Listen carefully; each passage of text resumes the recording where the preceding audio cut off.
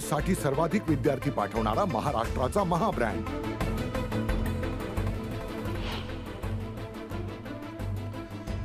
नांदेड जिल्ह्यात गेल्या 2 दिवसांपासून मुसळधार पाऊस सुरू आहे, त्यामुळे पैनगंगा नदीवरच्या सहस्त्रकुंड धबधब्याने रौद्र रूप धारण केलं।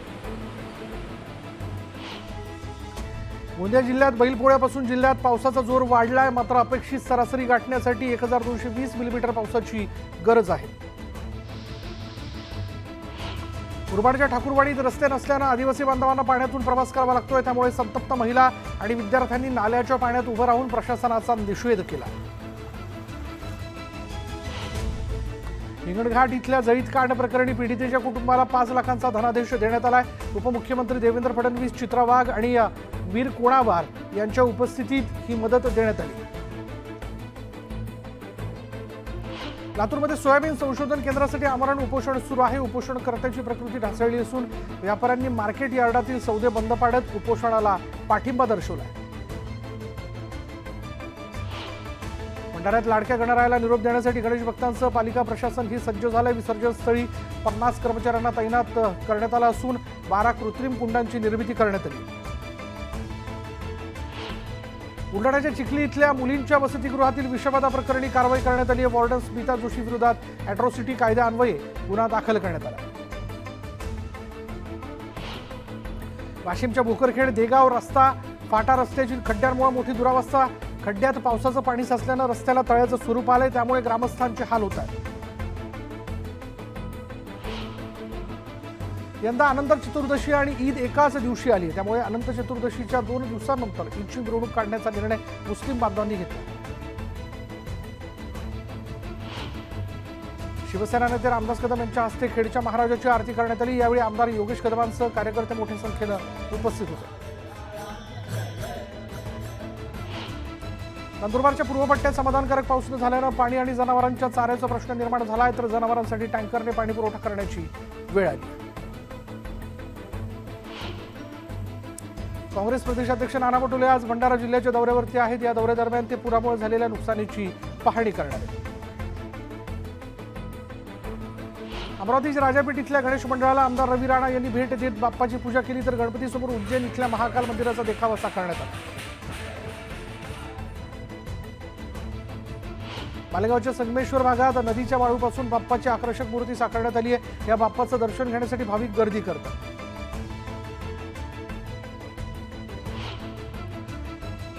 लातूरच्या उदगीरमध्ये गणेश विसर्जन निर्विघ्नपणे पार पडले। उदगीर संवेदनशील असल्यामुळे पोलीस अधीक्षकांसह मोठा फौजफाटा तैनात करण्यात आला होता। पंढरपूरच्या करमाळा इथल्या भूमी अभिलेख कार्यालयात लाचखोरीचा प्रकार समोर आलाय। सोलापूर लाचलुचपत प्रतिबंधक विभागाने 2500 रुपयांची लाच स्वीकारताना एकाला रंगेहात पकडले। गोंदिया शासकीय धान भरडाईतील घोटाळा प्रतिबंध लावण्यासाठी करार करण्यात आला आणि त्यानुसार धानाची भरडाई करण्यापूर्वी राईस मिलर्सला मीटर रिडिंग द्यावे लागणार आहे। पालघरमध्ये चालत्या बाईकने अचानक पेट घेतला। या आगीत बाईक जळून खाक झाली असून सुदैवानं कोणतीही जीवितहानी झालेली नाही।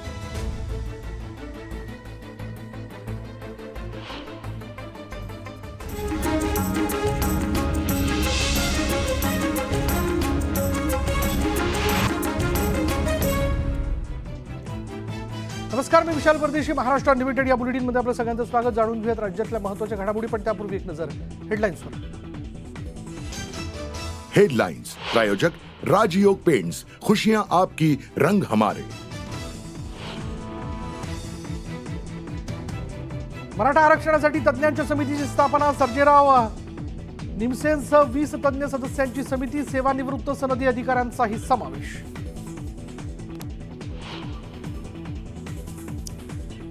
चौंडीतील धनगर समाजाच्या उपोषणावर मार्ग काढण्यासाठी हालचाली सुरू। आंदोलनकर्त्यांची गिरीश महाजन घेणार भेट।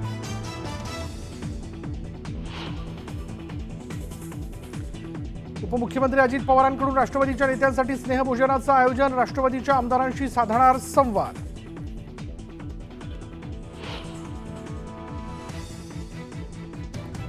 फडणवीसांनी व्यक्तीला ओढत नेल्याच्या व्हायरल व्हिडिओ प्रकरणी संबंधित व्यक्तीचं स्पष्टीकरण। फडणवीसांनी मला धक्का दिला नाही, हात पकडून घरी चल असं म्हणाले।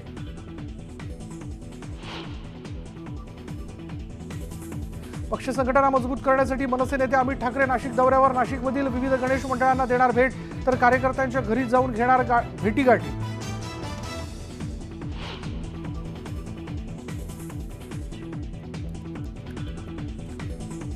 भाजपचे राष्ट्रीय अध्यक्ष जे.पी. नड्डा आज मुंबई पुणे दौऱ्यावर. नड्डांनी घेतलं लालबागच्या राजाचं दर्शन.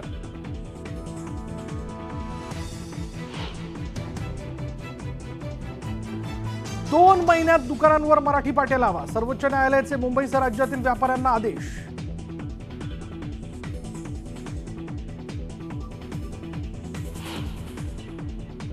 अयोध्येमधील राम मंदिराचं बांधकाम वेगानं सुरू. ट्रस्टनं मंदिर उभारणीच्या प्रगतीची नवीन फोटो केले प्रसिद्ध.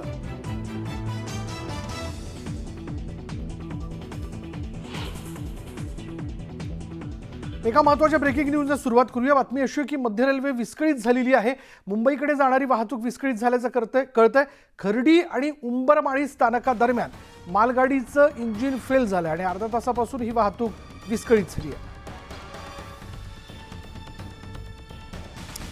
अधिक माहिती आपण जाणून घेऊयात. आमचे प्रतिनिधी गणेश गायकवाड या सगळ्या घडामोडींवरती लक्ष ठेवून आहेत. गणेश, काय माहिती? विशाल, कर्जतहून मुंबईच्या दिशेने जाणारी वाहतूक गेल्या अर्ध्या तासापासून विस्कळीत झाली आहे. महत्वाचं म्हणजे मालगाडी जी आहे तिचं इंजिन फेल झालेलं आहे आणि गेल्या अर्ध्या तासापासून मुंबईकडे जाणारी वाहतूक विस्कळीत आहे. ऐन सणासुदीच्या दिवशी हा खोळंबा झाल्याने प्रवाशांमध्ये प्रचंड नाराजी आहे. गणेश उत्सवाचा सण आहे. आधीच लोकल सेवा जी आहे 20 ते 25 मिनिटं रोज उशिराने धावत असते.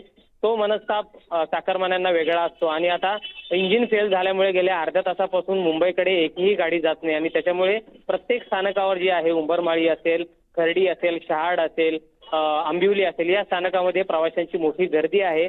आता दुसरं इंजिन येऊन जेव्हा हे इंजिन बाजूला काढलं जाईल तेव्हा वाहतूक सुरळीत होईल. मात्र वाहतूक कधीपर्यंत सुरळीत होईल हे अजून रेल्वेकडनं स्पष्ट करण्यात आलेलं नाहीये. विशाल, धन्यवाद गणेश या सगळ्या माहितीबद्दल. पुढे पाहूयात. उद्या वर्षावर शिवसेनेचे सर्व मंत्री जाणार आहे. शिंदेंकडून सर्वांना गणेश उत्सवाचं निमंत्रण देण्यात आलंय. शिंदेंचे सर्व नेते, खासदार, आमदारांना शिंदेंनी निमंत्रण दिल्याचं कळतंय. वर्षावर सेलिब्रिटींची सध्या मांदियाळी बघायला मिळते. मुख्यमंत्री एकनाथ शिंदे यांच्याकडून पक्षातील मंत्री, आमदार, खासदारांना गणपती दर्शनासाठी निमंत्रण पाठवण्यात आले. उद्या सर्व आमदार, खासदार आणि मंत्री जे आहेत ते वर्षा या निवासस्थानी, शासकीय निवासस्थानी गणपती दर्शनासाठी येणार आहेत. शनिवारी अमित शहा हे दर्शनासाठी तिथे गेले होते, तर आज भाजपचे अध्यक्ष जे.पी. नड्डा वर्षावर गणपती दर्शनासाठी येणार आहेत. 2 दिवसांपूर्वी सेलिब्रिटींनाही मुख्यमंत्र्यांनी गणपतीच्या दर्शनासाठी निमंत्रित केलं होतं. अधिक माहिती आपण जाणून घेऊयात. आमचे प्रतिनिधी उदय जाधव आत्ता क्षणाला आपल्याबरोबर आहेत. उदय, काय तपशील? मुख्यमंत्री एकनाथ शिंदे यांच्या वर्षा निवासस्थानी आपण पाहतोय की गणेश दर्शनासाठी अनेक मोठी माणसं जी आहेत किंवा इतर पक्षातील देखील नेते मंडळी येताना आपल्याला पाहायला मिळतो आहे. उद्या शिवसेना पक्षातील सर्व खासदार, आमदार यांना विशेष निमंत्रण देण्यात आलेलं आहे वर्षा निवासस्थानी. आणि त्याचबरोबर राज्यभरातील जे प्रमुख नेते आणि पदाधिकारी आहेत शिवसेनेतले, त्या सर्वांना वर्षा निवासस्थानी गणेश दर्शनासाठी निमंत्रण देण्यात आलेलं आहे. त्यामुळे उद्या वर्षा निवासस्थानी शिवसेनेचे अनेक लोकप्रतिनिधी आणि पदाधिकारी हे गणेश दर्शनासाठी येणार आहेत. त्यावेळेला मुख्यमंत्री एकनाथ शिंदे या विषयी चर्चा करणार असल्याची माहिती मिळते. धन्यवाद उदय या सगळ्या माहितीबद्दल. उद्या वर्षा या शासकीय निवासस्थानी शिंदे गटाकडनं शिंदे गटातील सगळे मंत्री, आमदार, खासदार हे गणपतीच्या दर्शनासाठी म्हणून जाणार आहेत. त्यांना एकनाथ शिंदे यांनी निमंत्रित केलेलं आहे. अहमदनगरमध्ये धनगर समाजाला आरक्षण मिळावं या मागणीसाठी यशवंत सेनेचे कार्यकर्ते चौंडी इथे उपोषणाला बसलेत. या उपोषणाचा आजचा 20वा दिवस असूनही ते आपल्या मागणीवरती ठाम आहेत. तर दुसरीकडे शासन स्तरावरील हालचाली सुरू असून आंदोलनकर्त्यांची भेट घेण्यासाठी गिरीश महाजन चौंडीत येणार आहेत. उपोषणाला बसलेल्या दोन्हीही कार्यकर्त्यांची तब्येत खालवलेली आहे. जोपर्यंत मागण्या मान्य होत नाही तोपर्यंत उपोषण मागे घेणार नाही यावरती उपोषणकर्ते ठाम आहेत. येणाऱ्या काळात सरकारने मागण्या मान्य केल्या नाहीत तर चक्काजाम आंदोलन करण्याचा इशारा त्यांनी दिला आहे. तर गिरीश महाजनांना उपोषणावरती मार्ग काढण्यात यश येणार का याकडे सर्वांचं लक्ष लागलं आहे. त्यामुळे आज अहमदनगरमधल्या चौंडी इथं धनगर आरक्षणासाठी सुरू असणाऱ्या उपोषणाबाबत गिरीश महाजन उपोषणकर्त्यांशी चर्चा करून काही मार्ग काढतायत का याकडे सगळ्यांचं लक्ष लागले. कारण या उपोषणाचा, आमरण उपोषणाचा आजचा हा 20वा दिवस आहे. त्यामुळे सगळ्यांचं लक्ष आज उपोषण सुटतंय का, हे उपोषण मागे घेतलं जाणार का याकडे लागलेलं आहे. यशवंत सेनेचे कार्यकर्ते चोंडी इथे उपोषणाला बसलेत. या उपोषणाचा आजचा 20वा दिवस असूनही ते आपल्या मागणीवरती ठाम आहेत. दुसरीकडे शासन स्तरावरील हालचाली सुरू झालेल्या असून आंदोलनकर्त्यांची भेट घेण्यासाठी गिरीश महाजन चौंडीत येत आहेत. उपोषणाला बसलेल्या दोन्हीही कार्यकर्त्यांची तब्येत आता खालवली, कारण उपोषणाचा आजचा दुसरा दिवस आहे. पण जोपर्यंत मागण्या मान्य होत नाहीत तोपर्यंत उपोषण मागे घेणार नाही, अन्यथा येणाऱ्या काळात चक्का जाम आंदोलन करण्यात येईल असा इशारा या सगळ्या कार्यकर्त्यांनी देऊ केला आहे. त्यामुळे हा प्रश्न अधिक संवेदनशील होऊ नये म्हणून त्या दृष्टीने आज गिरीश महाजन चर्चेकरता उपोषणकर्त्यांना भेटणार आहेत. अधिक माहिती आपण जाणून घेऊयात. आमचे अहमदनगरचे प्रतिनिधी साहेबराव कोकणे या क्षणाला आपल्याबरोबर आहे. साहेबराव, गिरीश महाजन आज किती वाजता तिथे येणार आहेत आणि आज तरी हे उपोषण मिटणार का? गिरीश महाजन यांची ही दुसरी फेरी आहे, कारण पहिल्या वेळेस आली होती त्यानंतर यांची यशवंत सेनेचे कार्यकर्ते उपोषणाला बसलेले आहेत. त्यांची मंत्रालयामध्ये मुख्यमंत्री उपमुख्यमंत्री याच्यावर चर्चा झाली होती. ती चर्चा फिसकटल्यानंतर आज दुसऱ्यांदा गिरीश महाजन हे चौंडीमध्ये येणार आहे, कारण आजचा 20वा दिवस आहे. यशवंत सेनेचे दोन कार्यकर्ते आहेत, त्यांची प्रकृती दिवसेंदिवस खालवत चाललेली आहे, कारण दोन्ही जणांवरती ते उपचार सुरू आहेत. त्यापैकी एक बंडगर जे होते ते पुण्याला होते, तेही तिथं सोडून उपोषणस्थळी आलेले आहेत. त्यामुळे त्यांच्या प्रकृतीमध्ये अतिशय खालवलेले आहे.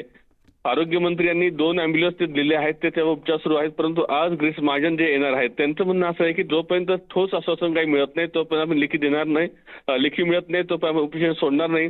याच पार्श्वभूमीवर राम शिंदे यांनी काल पुन्हा त्यांची भेट घेतली होती, पुन्हा चर्चा आली, कारण पुन्हा एकदा काल मुख्यमंत्र्यांशी त्यांचीही चर्चा आली.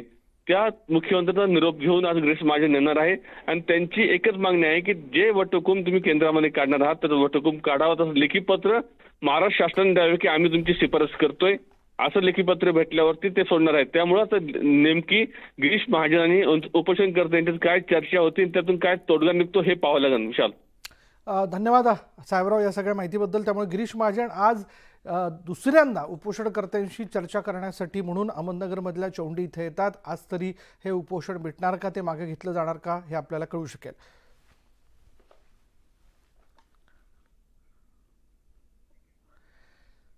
तर मराठा आरक्षणासाठी तज्ज्ञांची समिती जी ती स्थापन करण्यात आली. सर्जेराव निमसेहंस 20 तज्ज्ञ समितीची जी ती स्थापन करण्यात आली. सेवानिवृत्त सनदी अधिकाऱ्यांचाही यामध्ये समावेश आहे. कायदेशीर लढाईसाठी ही समिती आता मदत करणार आहे. डॉक्टर सर्जेराव निमसे हे गायकवाड आयोगाचेही सदस्य राहिलेत. पुण्यात मराठा आरक्षण परिषद ही संपन्न झाली आहे.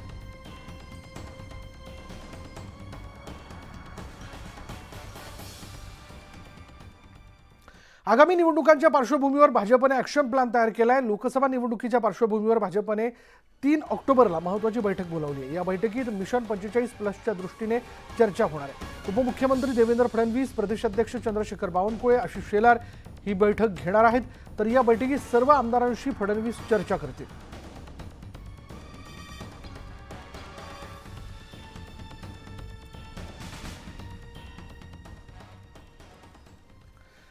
पुढली बातमी अशी आहे की दुकानांवर मराठी पाट्या लावण्याबाबत सर्वोच्च न्यायालयात सुनावणी झाली. 2 महिन्यात दुकानांवर मराठी पाट्या लावा असे आदेश सर्वोच्च न्यायालयाने मुंबईसह राज्यातील व्यापाऱ्यांना दिले. गेल्या वर्षी राज्य सरकारने महाराष्ट्रातील सर्व दुकानांवर मराठी भाषेत पाट्या लावण्याचे आदेश जारी केले होते.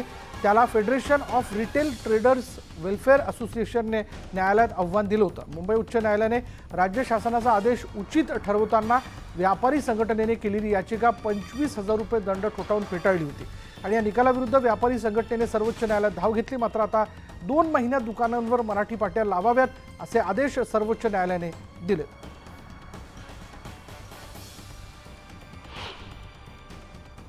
यासाठी सातत्याने महाराष्ट्र नवनिर्माण सेनेचा लढा चालू होता.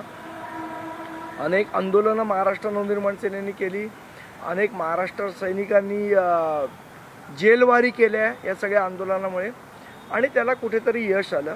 आणि सर्वात महत्त्वाचं म्हणजे जे महाराष्ट्रद्रोही होते आणि मराठी भाषेचा द्वेष करणारे लोक होते, त्या सर्वांच्या कानाखाली एक सणसणीत चपराक ही सर्वोच्च न्यायालयाने लगावलेली आहे. राज ठाकरेंनी या निर्णयाबद्दल सुप्रीम कोर्टाचे आभार मानलेत. मनसेनं केलेल्या संघर्षाला यश आल्याचं मत राज ठाकरेंनी व्यक्त केलंय. या निकालामुळे मनसेच्या संघर्षाला मान्यता मिळाली अशी प्रतिक्रिया त्यांनी व्यक्त केली आहे.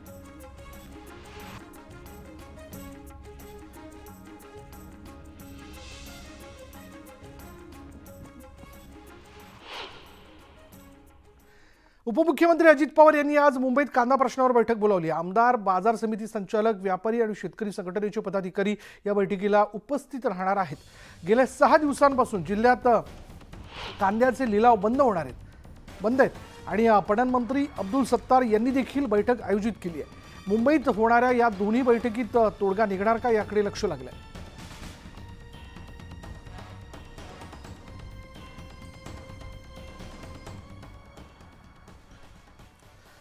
तर नाशिक जिल्ह्यातील 17 बाजार समितींमध्ये कांदा लिलाव व्यापाऱ्यांनी गेल्या आठवड्यापासून बंद केल्यानं सुमारे 55 कोटींची कांदा विक्रीची उलाढाल ठप्प झाली आहे. तर जिल्ह्यातील शेतकऱ्यांनी चाळीत सोडवणूक केलेला 25,000 क्विंटल कांदा चाळीत सडला आणि त्यामुळे शेतकऱ्यांनी दुहेरी नुकसानीचा शेतकऱ्यांना याचा फटका बसलाय. गेल्या आठवड्यापासून नाशिक जिल्ह्यातील 17 बाजार समितींमध्ये कांदा लिलाव व्यापाऱ्यांनी लिलाव जे ते बंद ठेवलेले आहेत. 40% निर्यात शुल्क तातडीने रद्द करण्याची मूळ मागणी व्यापाऱ्यांनी केली आहे. किरकोळ बाजारात कांदा 30 ते 35 रुपये किलोने विकला जातो आणि हाच कांदा एपीएमसी बाजारात 11 ते 15 आणि 16 ते 18 रुपये दराने खरेदी करून किरकोळ व्यापारी ग्राहकांना विक्री केला जातोय.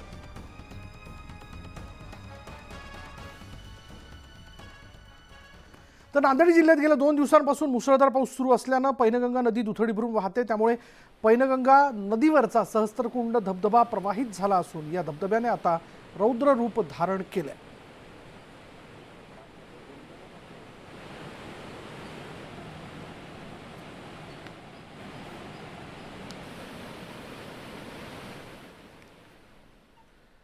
लातूरमध्ये सोयाबीन संशोधन केंद्रासाठी आमरण उपोषण सुरू आहे. दरम्यान एका उपोषणकर्त्याची प्रकृती ढासळली आहे. तरी देखील कृषी मंत्र्यांनी ठोस आश्वासन न दिल्यानं लातूरमधील व्यापाऱ्यांनी मार्केट यार्डातील सौदे बंद पाडत उपोषणाला पाठिंबा दर्शवला.